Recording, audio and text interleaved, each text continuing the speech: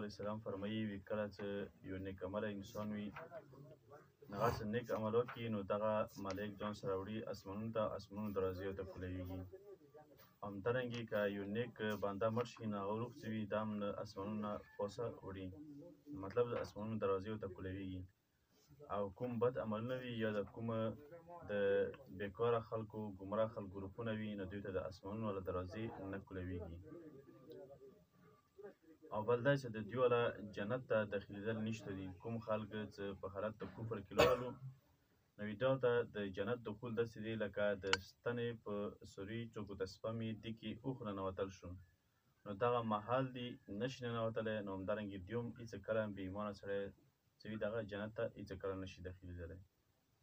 او اصل وجه د دوی والا دا دی چې دوی تکبر کوي، تکبر چې دغه ډېر ذلیل شی دی. ځکه چې حدیث کې راځي نبی کریم صلی الله علیه وسلم فرمایي الله رب العزت فرمایي د تکبر چې دا د ما چودر دی او څوک هم چې ما دې چودر ته لاس اچوي نو دا به ذلیل کېږي. حدیث قدسي دی.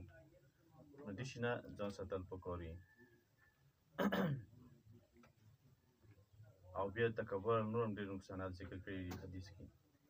ان الذین یقینا خلق کذبوا بآیاتنا چې دا تکذیب کوي د مو آیتونو، مطلب دروغ ګڼي د مو آیتونو، واستکبروا عنها او تکبر کوي د دینه. لا تفتح لهم ابواب السماء کلاو نه کړی شي د دوی دپاره دروازې د اسمانونو له ولا یدخلون الجنة او نه به داخلېږي دوی جنت ته حتی تر دې پورې چې یلج الجمل چې داخل شي دغه اوښه فی سم الخیاط په سوري د ستنې کې. وکذلک همدارنګې نجزي المجرمین مو بدله ورکوم یا سزا ورکوم مجرمانو ته. لهم من جهنم مهاد او دوی دپاره په جهنم کې به بسترې وي.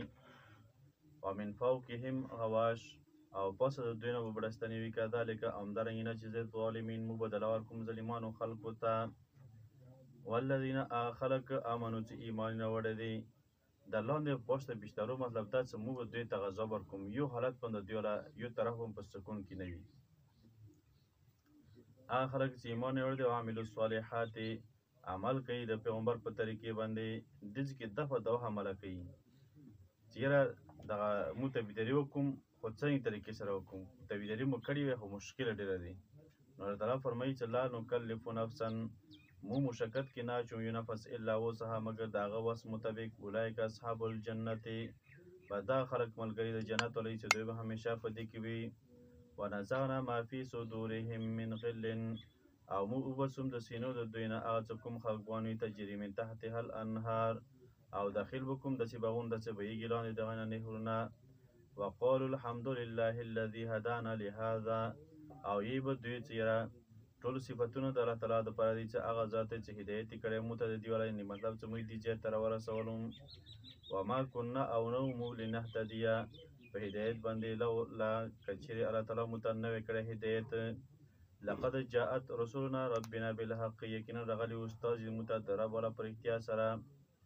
ونودو او دوی اواز کوي چې ان او دوی ته به دا اواز وشي چې ان تلکم الجنتو دغه جنتونه چې دي اورثتموها بما کنتم تعملون میراث کې تاسو ته درکړل شو د هغه وجې نه چې په دنیا کې تاسو عملونه کولو. ونادى اصحاب الجنة او اواز وکړي د جنت والا اصحاب النار هغه اور والاو ته ان قد وجدنا ما وعدنا ربنا یقینا موږ ته خو میلاو شو هغه څه کوم سره وعده کړې د مو رب په رښتیا سره. فهل وجدتم ما وعد ربکم حقا آیا تاسو ته میلاو شو هغه څه کوم سره تاسو رب وعده کړې وه. قالوا نعم ووی دوی چې او بالکل. نو فاذن مؤذن بینهم اعلان وکړي یو اعلان کوونکی د دوی په منځ کې اللعنة الله علی الظالمین چې لعنت وي د الله تعالی په ظالمانو خلکو باندې مجرمانو باندې. الذین خلق یصدون عن سبیل الله چې هغه بندول کوي د الله تعالی د لارې نه ویبغونها او دوی لټوي په دې کې کوږوالی وهم بالآخرة کافرون او دوی په آخرت کې کفر کوونکي وي. وبینهما حجاب او د دوی په منځ کې پرده واقع شي، مطلب د جنت او د جهنم په منځ کې پرده واقع شي چې دا کوم جنتیان خلق دي یا دوزخ والا دي دوی ته به د یو بل له مهارت والا به اثر څه دا به نه ورځي. لکه جنت کې خوشبوي وي نغه به یا سړه هوا وي دا به د جهنم والا طرف ته نه ورځي، دا به دوی نشي محسوسولی.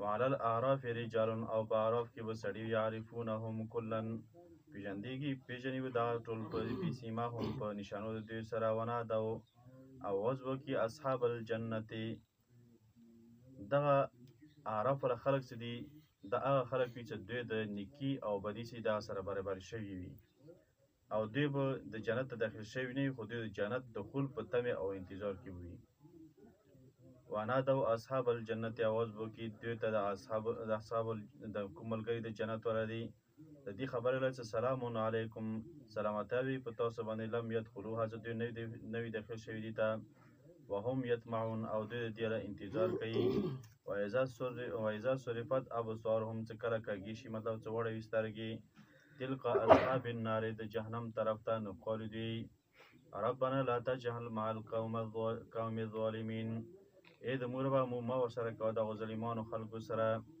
ونادى أصحاب الأعراف رجالا يعرفونهم